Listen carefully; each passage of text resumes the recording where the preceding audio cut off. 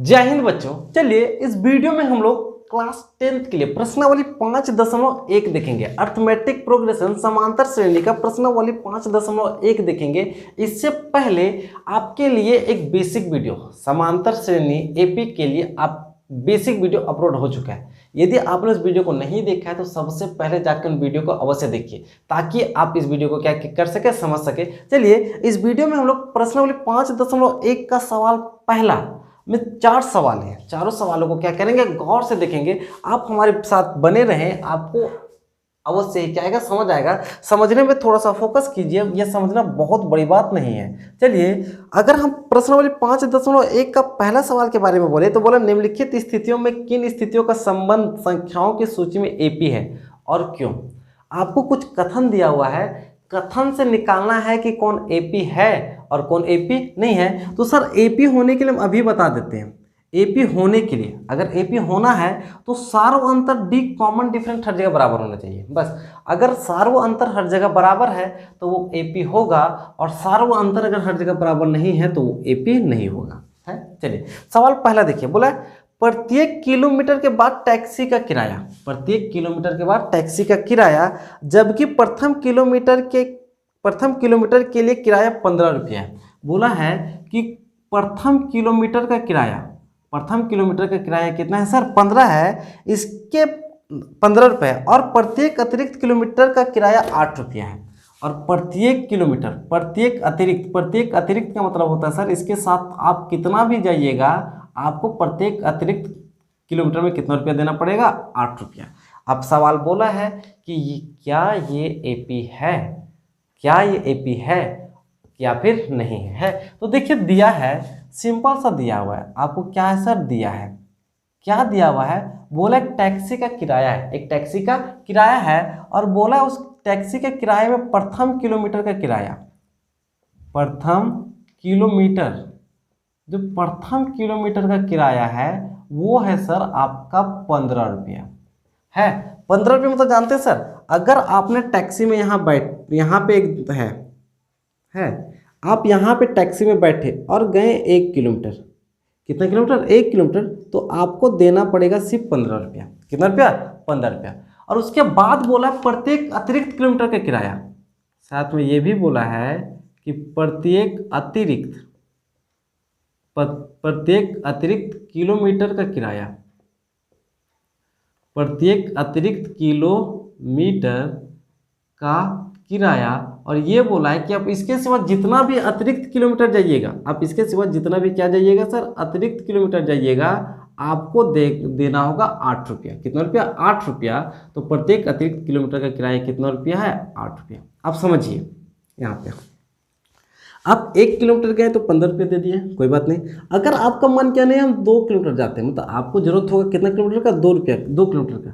तो जब पहला किलोमीटर में 15 दिए तो दूसरा किलोमीटर का 15 नहीं दीजिएगा, प्रत्येक अतिरिक्त किलोमीटर में 8 ज़्यादा दीजिएगा। तो 15 यहाँ दीजिएगा, 15 में 8 और जोड़ दीजिए। तो 2 किलोमीटर जब जाइएगा तो यहाँ 8 दीजिएगा, तो 2 किलोमीटर आपका किराया कितना रुपया होगा, 23 रुपया। कितना रुपया, 23 रुपया। अगर आपका काम था 3 किलोमीटर में, आपको जाना था 3 किलोमीटर में, तो क्या सर आप पहला किलोमीटर का 15 है तो क्या 15 दीजिएगा, नहीं। अब इस 23 में फिर 8 जोड़ दीजिए तो कितना दीजिएगा, 31 है। अगर अगला किलोमीटर जाना होगा, अगर आपको जाना होगा 4 किलोमीटर, मान के चलिए आपने यात्रा किया, कितना यात्रा करना था, 4 किलोमीटर। तो 4 किलोमीटर में कैसे दीजिएगा सर, पहला किलोमीटर का किराया 15 रुपया दीजिएगा, है, क्योंकि बोल ही दिया 15 किलोमीटर का किराया कितना है, 15 रुपया। इसके बाद प्रत्येक किलोमीटर के लिए आप देना होगा 8 रुपया। तो बचा कितना, 4 किलोमीटर में 1 किलोमीटर का किराया दे दिए, बचा कितना किलोमीटर, 3 किलोमीटर, 1 किलोमीटर का किराया 8 है, तो 8 या 24 दीजिएगा। 24 3 किलोमीटर का किराया दीजिएगा और पहले से 1 किलोमीटर का 15 दीजिएगा, तो कितना रुपया देना पड़ेगा, 39 रुपया। कितना रुपया देना पड़ेगा, 39 रुपया। अब बोला है कि क्या यह एपी है, अगर एपी है तो बताना है, और एपी नहीं है तो भी क्या करना, बताना। चलिए देखिए, है हम क्या करते हैं, इसको मिटा रहे हैं। प्रथम किलोमीटर का किराया कितना रुपया सर, 15 रुपया है। आप यहाँ पे सिंपल सा आइए, कहाँ से आइए, प्रश्न से आइए, है 1 किलोमीटर, क्या सर 1 किलोमीटर में आप बोला कि प्रथम किलोमीटर में जाइएगा तो 15 रुपया देना होगा, है। दूसरे किलोमीटर दूसरे किलोमीटर जब आप 2 किलोमीटर जाइएगा तब कितना देना पड़ेगा सर? पहला किलोमीटर में 15 देना पड़ेगा 8, दूसरे किलोमीटर में एक 8 रुपया ज़्यादा देना पड़ेगा, तो 15 8 कितना रुपया होगा? 23 रुपया। तीसरा किलोमीटर जब आप 3 किलोमीटर जाइएगा तो 3 किलोमीटर में आप जब कितने किलोमीटर जाइएगा सर? 3 किलोमीटर में जाइएगा।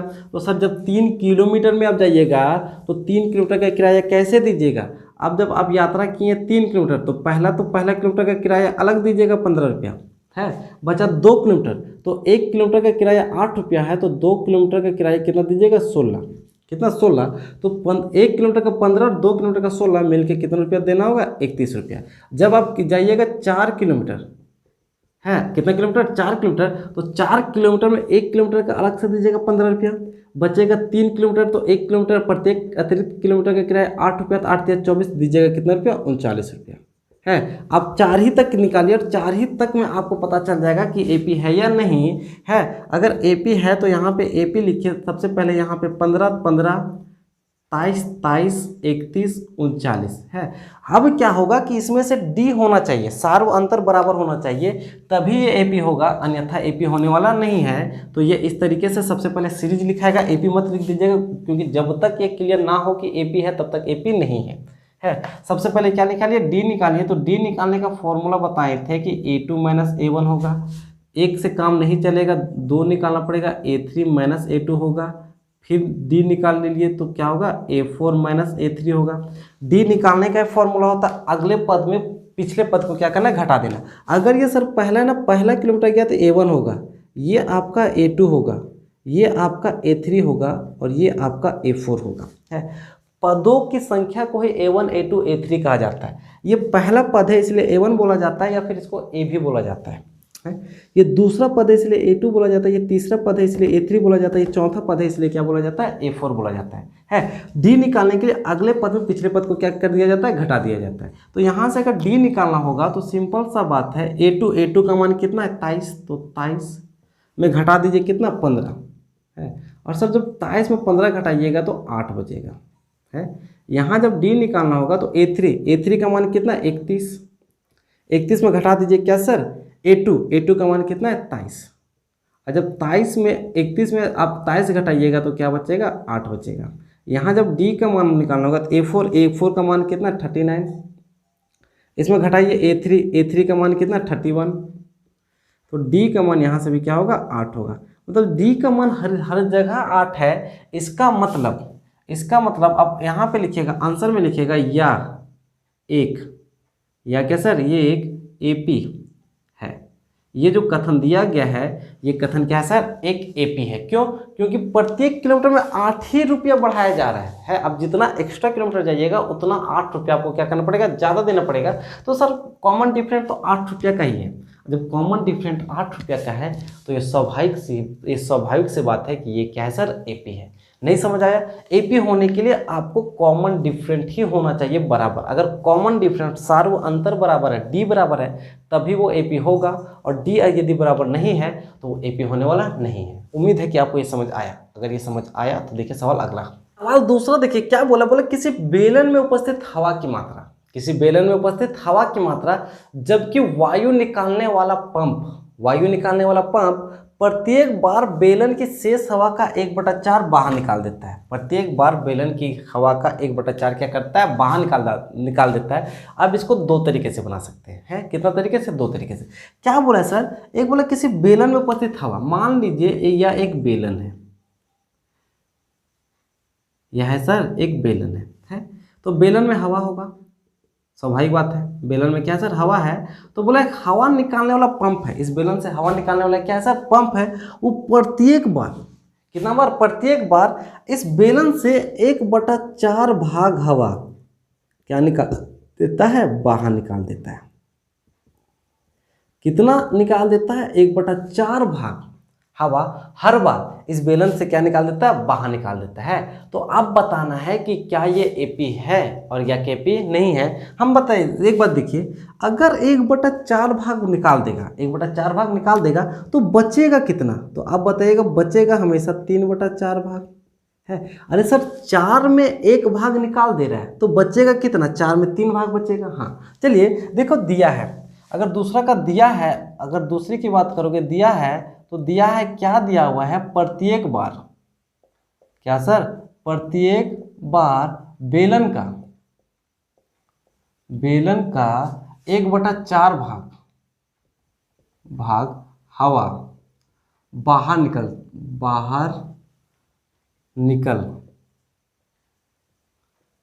जाता है। प्रत्येक बार बेलन का 1/4 भाग हवा क्या होता है, बाहर निकल जाता है। तो बोला है कि एपी है या नहीं, एपी है या नहीं। तो आप सबसे शुरू में आइए प्रश्न से। कहाँ से सर, प्रश्न से। मान लीजिए कुल आयतन, बेलन का कुल आयतन है सर, हवा किस में होता है, हवा आयतन, हवा और पानी, किसी भी चीज़ में हवा, मान लीजिए कोई भी वस्तु है उसमें अगर हवा की बात करें, पानी की बात करें, दूध की बात करें, फिर लिक्विड की बात करें, मतलब किसकी बात किया जा रहा है, आयतन की बात किया जा रहा है। माना तो प्रश्न से बेलन का कुल आयतन, आप मान लीजिए कि बेलन का जो कुल आयतन है या फिर बेलन में जो कुल हवा है वो बेलन का आयतन तो पता है पाई r² h, इसके साथ पाई r² क्या सर, h है। अब ये इसका शुरू में इतना आयतन है, मतलब इस बेलन में कुल पाई r² h हवा है, पाई r² h क्या है, हवा है। इसका मतलब प्रथम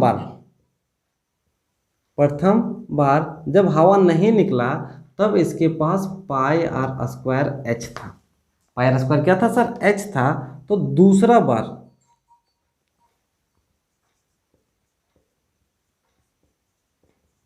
है क्या हुआ सर, प्रत्येक बार 1/4 निकल जाता है, प्रत्येक बार 1/4 क्या होता है, निकल जाता है। तो सर पहले पाई r² h था, 1/4 निकल गया, 1/4 निकल गया, 1/4 निकल गया मतलब कि 3/4 बचा।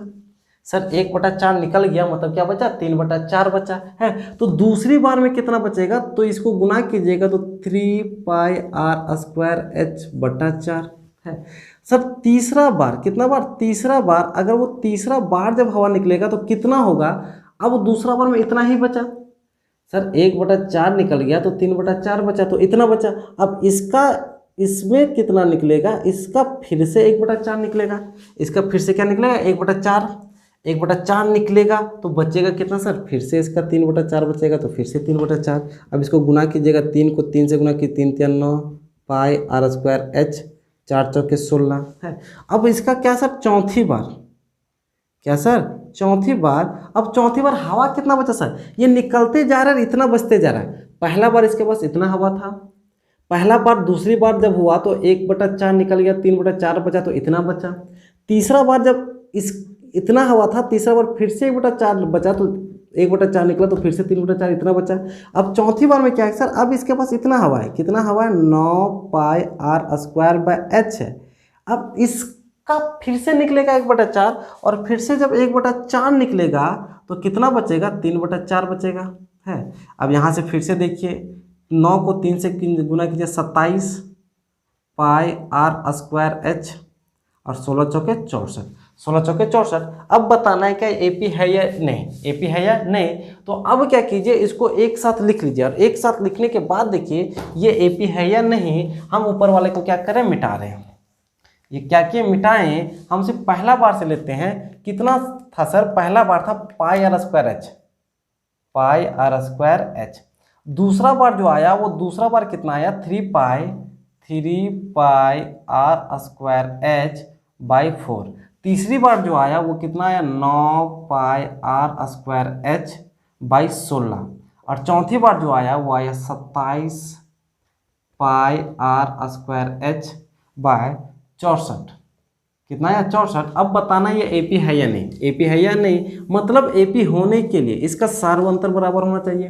सार्वंतर क्या होना चाहिए, बराबर होना चाहिए। तो सबसे पहले ये सर ये पहला पद है तो ये a1 होगा, ये दूसरा पद है तो a2 होगा, ये तीसरा पद है a3 होगा, ये चौथा पद है तो क्या होगा सर, a4 होगा।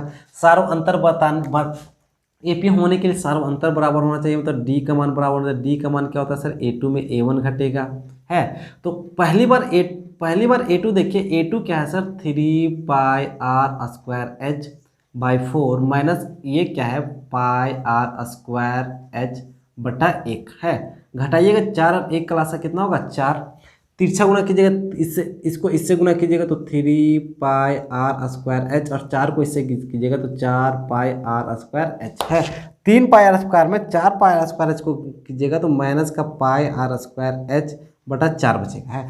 मतलब पहला कंडीशन में डी का मान इतना आया, पहले कंडीशन में डी का मान क्या सर इतना आया। एक और कंडीशन चेक करना है, दूसरा कंडीशन भी चेक कीजिए, डी का मान अबर क्या होगा, A3 में A2 क्या होगा, घटेगा, A3 में A2 घटेगा। A3 का मान कितना है सर, A3 का मान है वो है आपका 9πr² बटा 16, इसमें से घटेगा A2 कितना है सर 3πr² बटा 4। अब इसको घटाइए, 4 और 16 का लासा कितना होगा सर 16, इस जगह कम है इसलिए हम यहाँ पे लिख रहे हैं, ठीक है।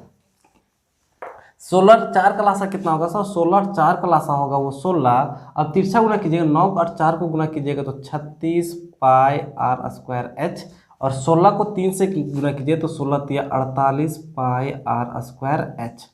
अब 36 में 48 घटेगा, मतलब ये 36 में 48 घटेगा तो माइनस होगा, और ये कितना होगा माइनस का 12πr² बटा 16। काटिएगा तो 4 3 12 4 चौके 16, यहाँ से माइनस का 3πr² बटा 4। सर पहला कंडीशन में डी का मान इतना आया था, दूसरा कंडीशन में डी का मान इतना आया, इसका मतलब है कि या एक एपी नहीं है, ये जो है वो एपी नहीं है, क्योंकि सर हर कंडीशन में डी का मान बराबर आना चाहिए। यहाँ डी का मान जो आया वो यहाँ डी का मान नहीं आया, यहाँ πr² आया बटा 4 आया, लेकिन यहाँ माइनस का 3πr² बटा क्या आया 4 आया। दोनों कंडीशन में डी का मान क्या सर अलग अलग आया, इसीलिए या एक एपी नहीं है। अगर ये नहीं समझ आया तो इस सवाल को आप दूसरे तरीके से बना सकते हैं, है ये सवाल को किस तरीके से बना सकते हैं, दूसरे तरीके से बना सकते हैं। देखिए सवाल क्या बोला है, बोला एक बेलनाकार सिलेंडर है, एक बेलनाकार क्या सिलेंडर है, उसमें से हवा निकालने वाला पाइप प्रत्येक बार 1/4 भाग हवा निकाल देता है, 1/4 भाग हवा क्या करता है निकाल देता है। तो आप अपनी मर्जी से मान लीजिए सर 1/4 निकालता है ना, कितना निकालता है 1/4 निकालता है, तो अपनी मर्जी से 4 का गुणनखंडन कोई भी संख्या मान लीजिए, ऐसा संख्या मान लीजिए जो 4 का गुणज है। तो हम क्या किए, मान लिए कि इस पूरी टंकी में 120 यूनिट हवा था, इस पूरी टंकी में 120 यूनिट क्या था सर हवा था। तो पहली स्थिति में माना, आप क्या कीजिए, माना प्रारंभ में हवा की कुल संख्या, हवा की कुल मात्रा, जो प्रारंभ में जो हवा की कुल मात्रा था वो मान के चलिए कि 120 यूनिट था, है। बोला प्रत्येक बार 1/4 निकाल देता है, प्रत्येक बार 1/4 निकाल देता है। सर जब 1/4 प्रत्येक बार निकाल देता है तो एक बार निकलने के बाद 3/4 बचेगा, है। तो पहले बार के बाद बचा हवा, पहला बार जब निकलेगा उसके बाद कितना हवा बचेगा, तो सर 120 यूनिट पहले था, पहली बार जब पंप हुआ तो 1/4 निकल गया तो कितना बचेगा, तब बचेगा 3/4, है। इसको काटिएगा तो 3 4 का 4 4 3 12 0 30 कितना 90 यूनिट। मतलब एक बार जब हवा निकला तो कितना हवा बचा 90 यूनिट, कितना हवा 90 यूनिट। तो दूसरे बार के बाद बचा हवा सर अभी मात्र आपके पास 90 यूनिट हवा है। अब इसका भी 1/4 निकालेगा, इसी का 1/4 निकालेगा, 1/4 निकालेगा तो बचेगा कितना, बचेगा 3/4 भाग, है। अब इसको काटिए, 4 दूना 8, 4 दूना 8, 1 बचेगा 2 उधर जाएगा, 4 दूना 8 4 बचे, मतलब ये कितना होगा 25 या 5 या 15 हाथ में 2, 3 दूना 6 2 8 3 दूना 6। अब जो बचेगा वो दूसरी बार इतना बचेगा, है। तो आप इसको एपी में यहीं पे ले लीजिए। सबसे पहले 120 था, 120 से कितना आया सर 90 आया, 90 से कितना आया, 90 से 68.5 आया। ज़्यादा लेने की कोई ज़रूरत नहीं है। ये जो रहा ये पहला A1 आया, ये आपका A2 है और ये आपका क्या है A3 है। अब वो बताना है डी निकाल के देखना है कि क्या डी बराबर आ रहा है। तो सबसे पहले डी निकालिए। डी का फॉर्मूला क्या होता है सर, A2 में A1 घटाने से आएगा, और एक बार डी निकाल दीजिए, ये निकाल दीजिए A3 में क्या निकालने से, A2 निकालने में, है। अब अगर बराबर आया तो ठीक है, नहीं बराबर आया तो ठीक है। यहाँ से डी का मान देखिए, A2 का मान कितना सर 90, तो A2 की जगह पे 90 रखिएगा। A1 का मान क्या 120, तो यहाँ पे 120 रखिएगा। और 90 में 120 घटाइएगा तो माइनस का 30 आएगा। यहाँ से डी का मान माइनस का 30 है। यहाँ पे देखिए डी का मान कितना आएगा, A3 का मान है 68.5, तो 68.5 और माइनस A2 का मान 90, तो A2 का मान क्या सर 90। अब यहाँ डी का मान, अब आपको क्या देखिए 90 में क्या घटाना है, 68.5 घटाना है, 0 5 1, यहाँ पे 8 होगा 2, यहाँ से जो आएगा 21.50 आएगा, लेकिन किस में, माइनस में। सर पहली बार देखिए डी का मान -30 आ रहा है, दूसरी बार डी का मान -21.5 आ रहा है, इसका मतलब या एक AP या एक AP क्या है सर, नहीं है, ये एक AP नहीं है। अगर डी का मान हर जगह बराबर आया तभी एक AP है, अन्यथा ये AP होने वाला नहीं है। चलिए उम्मीद है कि आपको ये समझ आया होगा। हम इसको क्या करें, मिटा रहे हैं। सवाल तीसरा सवाल पहले के जैसा है। क्या बोला है, बोला प्रत्येक मीटर की खुदाई के बाद एक कुआं खोदने की आय लागत, प्रत्येक मीटर की खुदाई के बाद एक कुआं खोदने की आय लागत, जबकि प्रथम मीटर की खुदाई 150 रुपया है। बोला है कि जब आप कुआं खोदने जाइएगा तो प्रथम किलोमीटर का खुदाई, प्रथम मीटर की खुदाई, प्रथम जो मीटर है, प्रथम मीटर की जो खुदाई है, अब जब पहला मीटर कुआं खोदिएगा तो आप जब पहली बार 1 मीटर कुआं खोदिएगा तो इसका जो लागत है वो 150 रुपया है। उसके बाद बोला बाद का प्रत्येक मीटर, बाद का प्रत्येक मीटर, बाद का जो प्रत्येक मीटर खुदाई कीजिएगा कुआं, इसके लिए आपको 50 रुपया क्या करेगा, बढ़ती जाती है। तो बोला ये AP है या नहीं। जैसे सर आपको कुआं खोदने दिया गया है, आप जब पहली बार खोदे 1 मीटर, कितना मीटर, 1 मीटर, तो पहली बार आपको दे दिया गया 150 रुपया, पहली बार कितना रुपया, 150 मीटर। और उसके बाद बोला गया है आप जितना एक्स्ट्रा खोदते जाइएगा आपको प्रत्येक मीटर में 50 रुपये एक्स्ट्रा क्या करेगा, मिलते जाएगा। तो जो यहाँ 50 मिलेगा, यहाँ 50 मिलेगा, फिर 1 मीटर एक्स्ट्रा खोजिएगा तो फिर 50 मिलेगा है। तो सर बोला यह AP है या नहीं, तो प्रथम मीटर, यहाँ पे आइए पर्सन से, कहाँ से, प्रश्न से, प्रथम मीटर, प्रथम मीटर का मतलब पहला मीटर, पहला मीटर में सर पहला मीटर बोल ही दिया कि जब कुआं अब जब कुआं 1 मीटर खोदिएगा तो आपको कितना रुपया मिलेगा, 50 रुपया। लेकिन अब जब 2 मीटर खोदिएगा तो कितना मीटर, दूसरा मीटर, जब आप दूसरा मीटर खोजिएगा तो पहला मीटर का 150 मिलेगा, दूसरा मीटर में 1 मीटर का एक्स्ट्रा जब खोदे तो 50 एक्स्ट्रा मिलेगा, मतलब कितना रुपया हो जाएगा, 200 रुपया है।